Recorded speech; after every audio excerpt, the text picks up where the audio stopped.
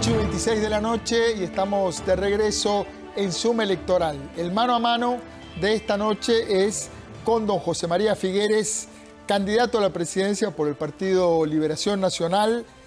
Don José María, bienvenido a la televisión pública y bienvenido a Zoom Electoral. Buenas noches. Buenas noches, don Ernesto. Muchas gracias por la invitación.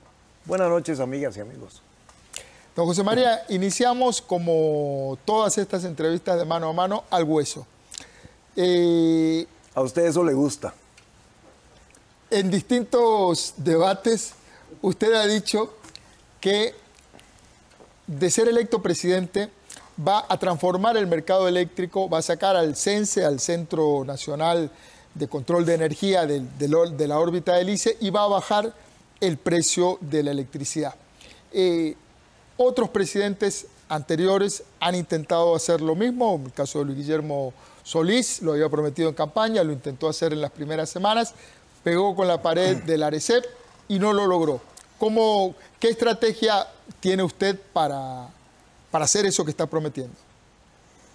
Yo pienso que hay una gran diferencia entre lo que estos últimos dos gobiernos han querido hacer y lo que nosotros vamos a hacer. Y esa experiencia está precisamente en la experiencia para progresar, en la capacidad probada para tomar decisiones, en el diálogo en el que creemos firmemente, y después en los equipos de trabajo, don Ernesto, para hacer que las cosas sucedan. He venido conversando mucho con los sindicatos del ICE. Es una institución a la cual las y los costarricenses tenemos en alta estima. Y es una institución que hoy en día carece, no tiene ninguna dirección política, ni de parte del gobierno central, mucho menos de las altas autoridades del ICE. Son los propios trabajadores del ICE los que han pedido la intervención de la institución. Imagínese usted cómo andará de mal que son ellos los que piden la intervención de la institución. Y he venido conversando con ellos sobre la necesidad de bajar el costo de la energía, que implica algunas transformaciones hacia la eficiencia interna, que implica terminar de renegociar la deuda que tiene el ICE por 5.000 millones de dólares en condiciones más favorables. Y he también conversado con ellos sobre la necesidad de que nosotros podamos avanzar con 5G, como la tecnología que nos va a permitir conectar el país. Yo pienso que los costarricenses nos ponemos de acuerdo cuando nos sentamos a conversar y que podemos entonces lograr las cosas. Don José María, está muy bien la conversación con los sindicatos, con la gente del ICE, pero el tema es la ARECEP. ¿Cómo hace para bajar, es una fórmula técnica, el precio de la electricidad? Es conversando con la ARECEP, porque yo no puedo creer que la ARECEP, que es una institución que está ahí para servirle a los costarricenses, se vaya a oponer a que bajemos los costos de la electricidad.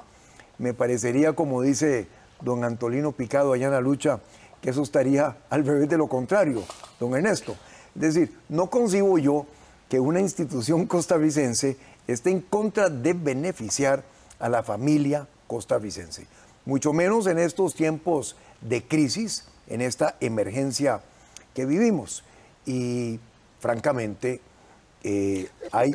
Pero es un tema, usted apela a un tema persuasivo, de buena voluntad, de no perjudicar, pero hay un tema técnico. ¿Tiene algún elemento técnico que digan, bueno, quitando esto, bajamos el esquema y le permite a la ARECEP aplicar en su fórmula y bajar el precio?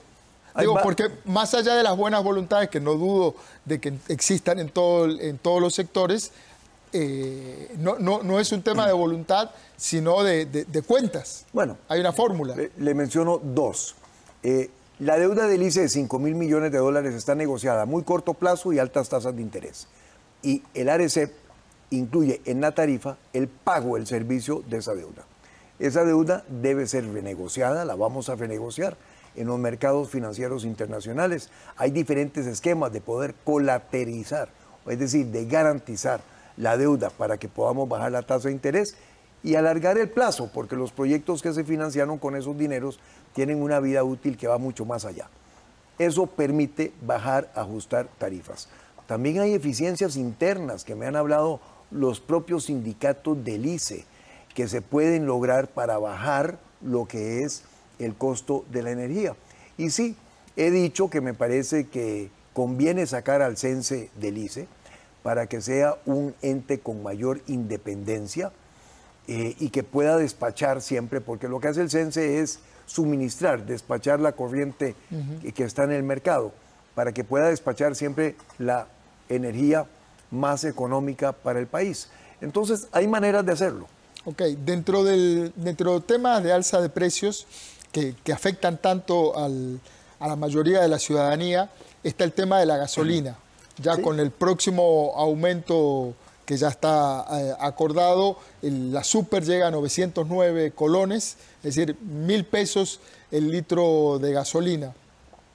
Y la guerra de Ucrania no tiene miras de resolverse en el corto plazo. ¿Cómo enfrentar la crisis de combustible y además que provoca además un efecto cadena en otros precios? Claro, lo que usted menciona es muy importante porque no solamente es el precio de los combustibles, don Ernesto, sino que es el efecto de encadenamiento que tiene, porque el precio del combustible afecta el transporte público, el transporte de carga, el sector productivo, los pescadores, los agricultores, en fin, lo afecta todo. Hace 3 semanas, o un poquito más, cuando recién reventó el conflicto entre Rusia y Ucrania, salimos a decir que en esa coyuntura particular de precios por las nubes de los combustibles, queríamos, como vamos a hacerlo, bajar el precio de los combustibles en 100 colones por litro. 100 colones por litro significa un 40% de reducción de los impuestos en la gasolina y un 65% de reducción en el diésel. ¿Está el Estado en una situación en donde puede hacer eso con facilidad? No, pero debe hacerlo, sí. ¿Por qué? Porque no me parece que sea de recibo, don Ernesto, nada más decirle a la familia costarricense, subió el precio de los combustibles internacionales y por lo tanto ustedes ahora tienen que pagar mucho más. Es que aquí el Estado tiene que ponerse a la par de las personas, a la par del sector productivo. Un Estado debe ser solidario.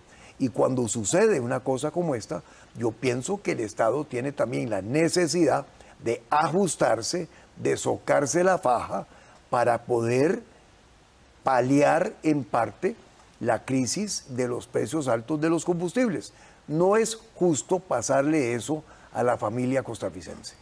¿De dónde, cómo va a ajustar la frazada? Porque si la sube para arriba se le destapan los pies. Digo, en términos fiscales, el país ha estado buscando un equilibrio, tiene algunos compromisos con el Fondo Monetario Internacional. ¿Cómo mantener el equilibrio fiscal en un esquema como ese? Bueno, siempre vamos a ser responsables con respecto a los balances macroeconómicos, pero en una coyuntura como esta no podemos mostrarnos faltos de solidaridad con las personas. Revisaremos las cifras fiscales y veremos a ver por dónde se pueden hacer las reducciones en un presupuesto de la República, que son cientos de miles de colones para poder pasarle esa ventaja de la reducción en los combustibles a la familia costarricense. Pero esto me da la oportunidad, don Ernesto, de también decir que en el mediano y largo plazo al país le conviene, como hemos venido diciendo, pasar a producir biocombustibles y también hidrógeno verde que sustituye la gasolina y el diésel con energías renovables, como hoy lo hace Franklin Chan a pequeña escala en Guanacaste, pero que se puede escalar porque la tecnología ya está. Y es que aprovechar la revolución energética le conviene a Costa Rica por su posicionamiento ambiental, pero más por su economía. En lugar de gastar los dólares para importar los hidrocarburos, que ya son la economía del pasado, que esos dineros se queden aquí, beneficiando al sector agropecuario con lo que es la producción de biocombustibles y al sector energético con lo que es la producción de hidrógeno verde. Y el Guanacaste, que es una provincia muy querida, tiene la gran oportunidad de convertirse en la capital de los biocombustibles y en la capital de América Latina del hidrógeno verde si nos movemos rápidamente. Eso me lleva a decir que la oportunidad de crear oportunidades ahí de trabajo, de encadenamientos productivos, de nuevas inversiones y de valor agregado es enorme. Y esas son las cosas en que deberíamos de estar pensando. Sobre todo con una matriz eléctrica como la que tiene Costa Rica, que es completamente diferente a la matriz eléctrica de todos los países de Latinoamérica. Tenemos una matriz eléctrica verde, 99% de la producción nuestra eléctrica es sostenible. Durante los últimos 5 años. Esto es el 35% del consumo energético del país. Ahora nos hace falta convertir el otro 65%, que son en la gasolina y el diésel importado, a biomasa, biocombustibles, hidrógeno verde. Don José María, recién hablábamos de la última foto, la última encuesta del CIEP, la última encuesta que se puede publicar, ya entramos en veda, lo ubica a usted en un virtual empate técnico con don Rodrigo Chávez, don Rodrigo con un 41.3, usted con un 38.1. Daría la impresión de que, bueno, recién hablamos de las tendencias, don Rodrigo viene con una leve tendencia a la baja, usted venía, digamos, navega en horizontal. Parece que tiene un voto duro, muy fiel, un grupo de gente que no se desanima de votar por usted, pero tiene un voto negativo muy duro también. ¿Cuál es su estrategia para convencer a los que aún no quieren votar por usted o se resisten?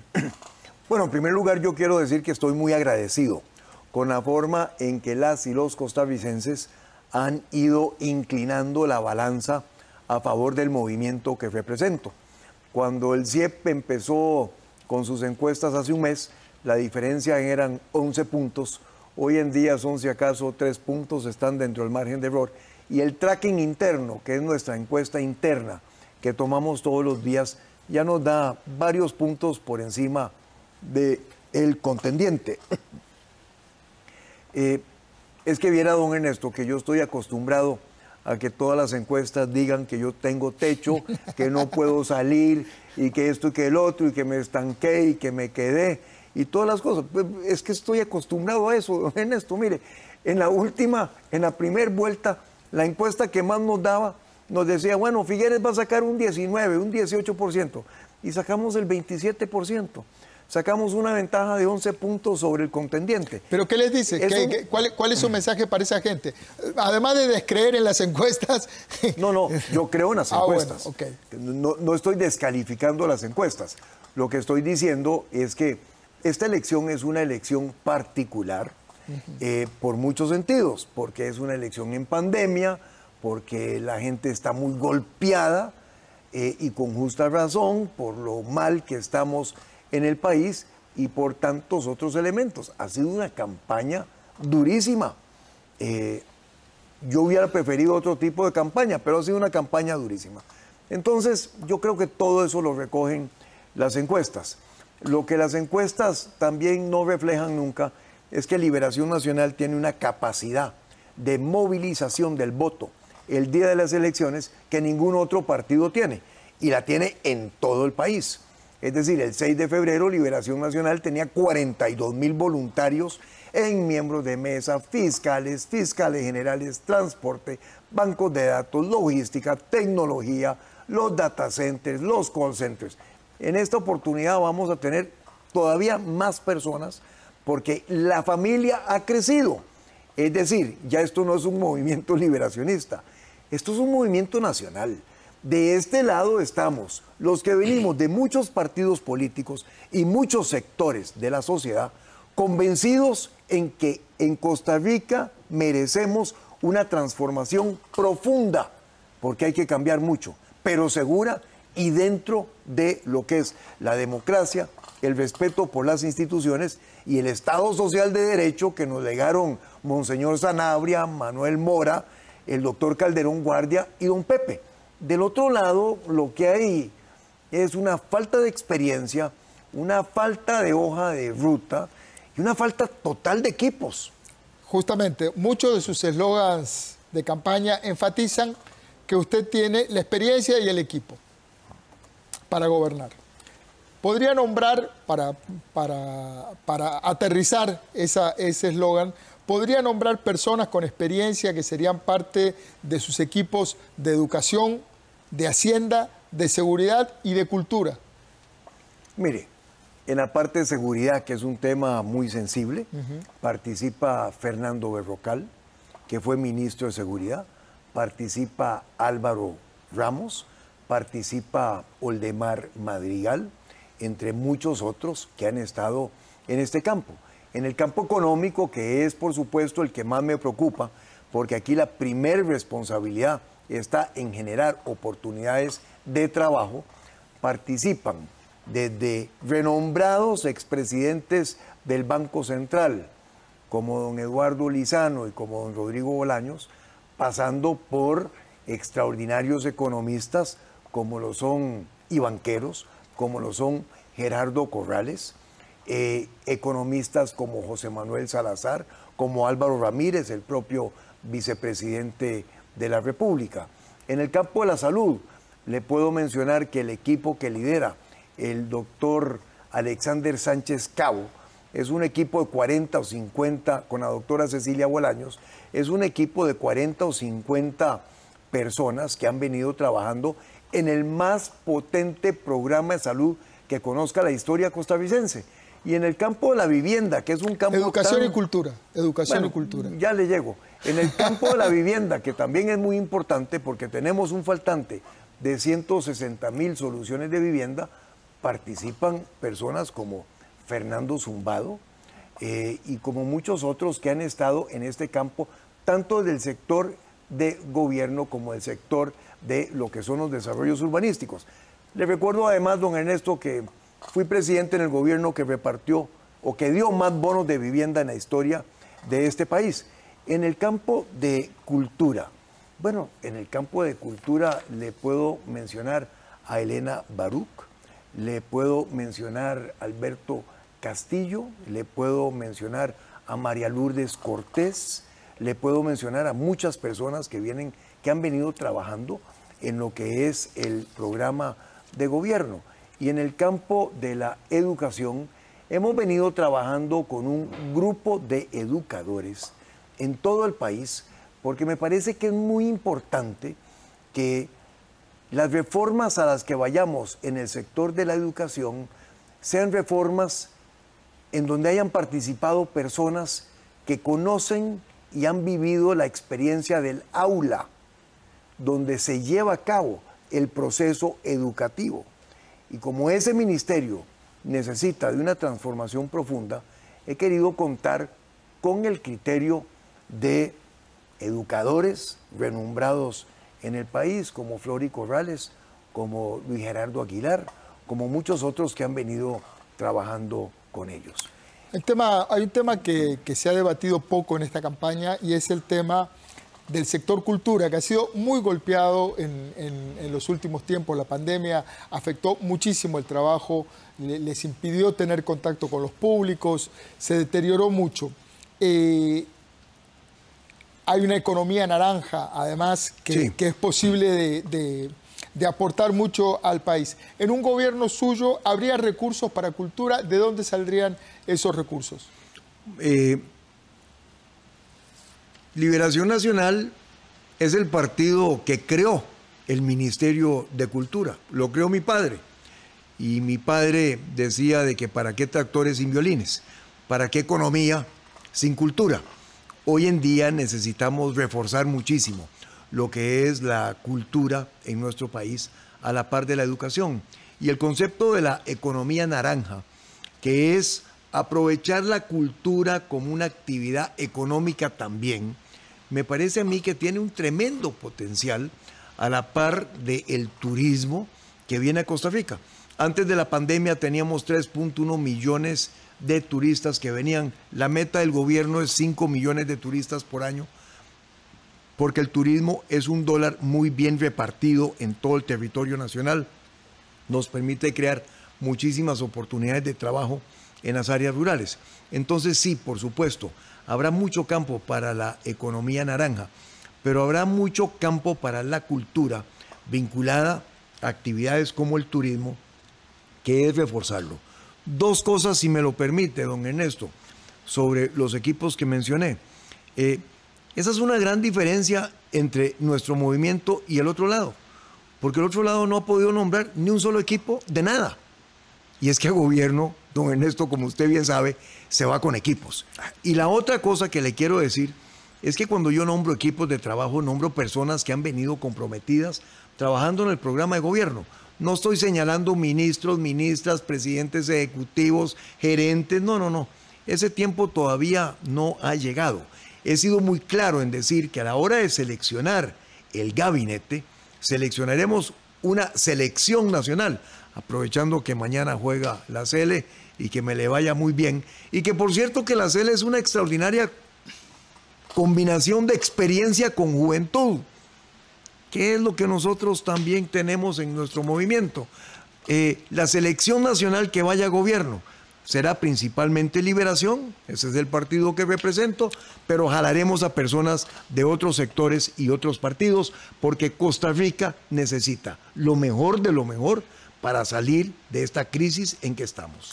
Don José María, usted ha mencionado que crearía una oficina de la familia en el Poder Ejecutivo. ¿Qué rol tendría esa oficina? ¿Participaría esa oficina en la asignación de inversión social en los programas de Limas? He mencionado, don Ernesto, que Cintia, mi esposa, y yo, tras haberlo pensado muchísimo, llegamos a la dichosa conclusión de que queríamos tener una oficina para asuntos de enlace con la fe, porque estamos convencidos como personas creyentes que somos, que los programas sociales de muchas iglesias en este país merecen ser apoyados por el Estado, porque son, para empezar, muy buenos. Mire, los programas sociales del gobierno también son buenos, pero son programas que yo llamo de 8 a 4, don Ernesto. Arrancan a las 8 de la mañana y terminan a las 4 de la tarde. Los programas sociales de la iglesia son 24/7. Lo que hace el Padre Sergio en Azora, el Espíritu Santo, que ya le está llegando a 100,000 personas en el país, bueno, es una maravilla y no tiene ni un solo centavo de apoyo del gobierno. Increíble lo que hacen pastores que tienen programas para poder ayudarle a los que fueron privados de libertad, que tienen derechos también, tienen todos los derechos de las personas en este país para poderlos incorporar de nuevo a la sociedad. Son programas que tienen el 100% del éxito, mientras que la reincidencia de las personas que no han pasado por esos programas es del 70%. Pero para ver si lo entiendo bien, entonces parte del dinero que hoy maneja Limas lo pasaría a manejar esta oficina. Bueno, esta oficina sería una oficina para enlace, no va a ser la oficina que distribuya y que se atribuya responsabilidades de otras instituciones, pero como está en la presidencia de la República, podrá coordinar que haya un mucho mejor empate. ¿No le daría esto un sesgo confesional de uno o de otro crédito a la ayuda social que el país, que el Estado, que la sociedad en su conjunto efectúa? No lo creo así. Yo creo que los programas sociales en este país, sobre todo en este momento de tanta necesidad, hay que apoyarlos. Y si los están llevando adelante diferentes iglesias con un voluntariado inmenso de miles de personas, qué dicha que el Estado pueda apoyarlos para que le lleguemos a más personas que tienen tantas necesidades.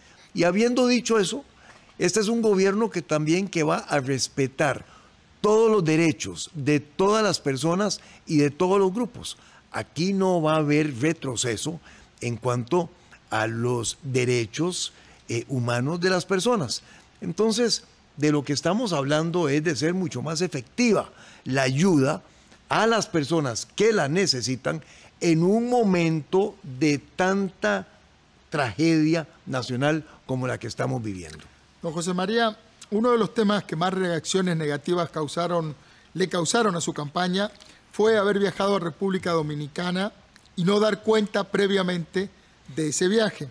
Muchas personas calificaron ese viaje en un avión privado como una falta de transparencia de su parte.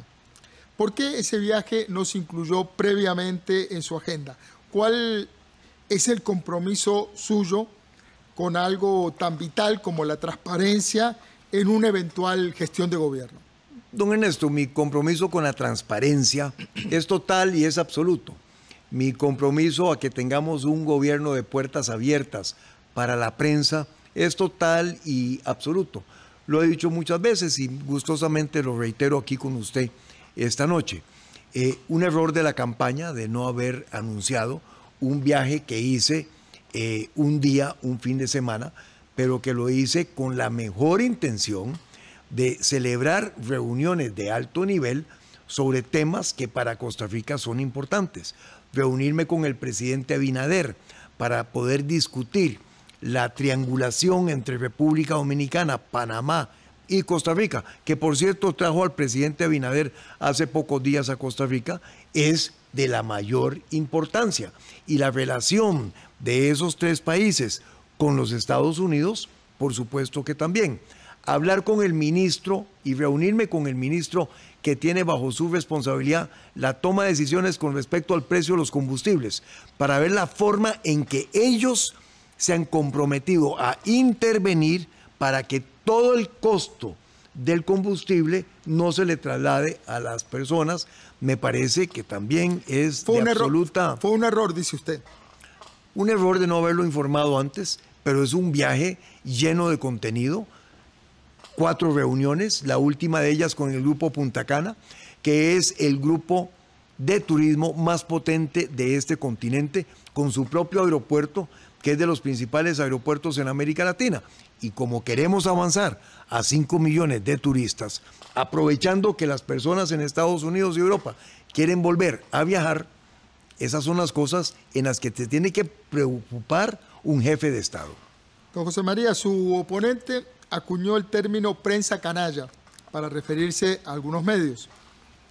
¿Cuál es el concepto suyo de la libertad de prensa y cuál sería su política hacia el trabajo de los periodistas en una eventual administración suya? Yo pienso que la prensa juega un papel muy importante en los sistemas democráticos. La prensa reporta, la prensa informa, la prensa investiga y en eso cumple un rol vital que solamente la prensa puede cumplir. Y por eso hemos sido a lo largo de esta campaña, igual que lo seremos en gobierno, absolutamente respetuosos de la prensa. En esta ocasión, en esta coyuntura que tenemos ahora, el Poder Ejecutivo al inicio va a tener el control de la agenda legislativa. ¿Cuáles serán 3 proyectos prioritarios que impulsará en este nuevo, la fracción de liberación? El primero será un proyecto de ley que borre o elimine más de 4.700 leyes obsoletas con sus reglamentos que hemos encontrado, que no hacen nada más que estorbarle a la familia costarricense. Es que el gobierno está para quitarle palos y piedras a los caminos, que las personas puedan vivir su vida, que puedan trabajar y que los negocios puedan avanzar. Entonces hay ahí un cúmulo de leyes y reglamentos que están obsoletas, que no hacen nada más que estorbar y que vamos a quitar. Un segundo proyecto sería todo lo que tiene que ver con la creación de un Fondo Nacional de Vivienda para poderle llevar mucho más recursos a la construcción de vivienda. Mencionaba antes, don Ernesto, que tenemos 160.000 soluciones de vivienda como necesidad en el país. Satisfacer a esas familias no solamente es una responsabilidad del Estado que tengan techo digno, que vivan con dignidad en su casa, sino que es una oportunidad de crear 100.000 trabajos directos y 70.000 indirectos. Y la preocupación principal en el campo económico es por la creación de trabajo en un país que tiene a tantos miles de personas sin trabajo. Y el tercer proyecto tendría que ver con el campo de la seguridad, porque queremos enviar en este sentido 2 proyectos al Congreso. El primero es una ley que se llama extinción de dominio, que suena como algo muy complicado, pero que lo que quiere decir es que el Estado entonces tenga las herramientas para poder perseguir los capitales y las cosas y los activos de quienes están dedicados a la narcoactividad al narcotráfico, para poder atacarlos por ese lado. Y el otro proyecto que tiene que ver con seguridad sería una enmienda constitucional, que como enmienda constitucional necesita ser debatida en 2 legislaturas, es decir, en 2 años consecutivos, para que en el caso de que costarricenses sean requeridos por asuntos de narcotráfico en tribunales de otros países como los Estados Unidos, los podamos extraditar. Es que la lucha por retomar la seguridad ciudadana y por sacar al narcotráfico de nuestro país tiene que ser frontal, decidida, valiente y a fondo. Se nos acabó el tiempo, 30 segundos finales para dirigirse al público y pedirles el voto. Don Ernesto, primero que todo, muchas gracias por la invitación. Felicitaciones por este programa. Felicitaciones a Canal 13 por su electoral 2022, porque me parece que lo hacen extraordinariamente al informar a los costarricenses para que tengamos un voto que sea, valga la redundancia, más informado. Con ustedes, lo primero es que gane la CELE mañana. Me parece que es fundamental. Y lo segundo, decirles que el próximo domingo este país se juega su futuro. Y eso no es ninguna exageración, porque al frente lo que hay es falta de experiencia, ningún equipo y no hay un plan. Y de este lado estamos los demócratas de muchos diferentes partidos que nos hemos venido sumando con otros sectores de la sociedad para llevar adelante una transformación profunda pero segura de este país como la que necesitamos, en respeto con nuestra democracia, nuestras instituciones y el Estado social de derecho. El futuro del país lo escoge usted, pero también con su voto está escogiendo su propio futuro. Yo quiero pedirle su voto y el de toda su familia para que rescatemos a Costa Rica y avancemos al bien vivir. Muchas gracias, buenas noches, mucha suerte el domingo. Gracias, don Ernesto, buenas noches. Nos vamos a un corte.